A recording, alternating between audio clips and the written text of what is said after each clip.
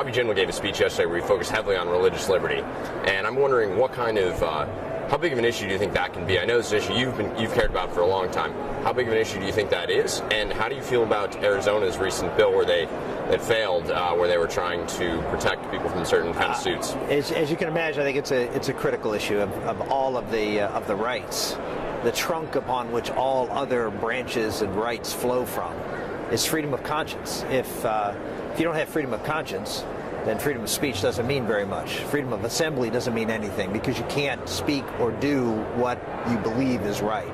And what we're seeing is the government increasingly encroaching upon this very sacrosanct area of our Constitution and using all sorts of excuses. Well, the government always uses excuses to suppress people's rights. And this, I think, is important that it's not just a single issue. You mentioned Arizona. Arizona's an important case. But Obamacare is just as important a case of the government imposing itself on people's religious liberties and limiting freedom of conscience to just the four walls of the church. That's not what freedom is. It's not just in a particular place at a particular time.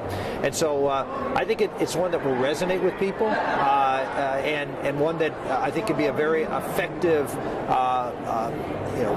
telescope, if you will, into the future of where the Democratic Party wants to take us.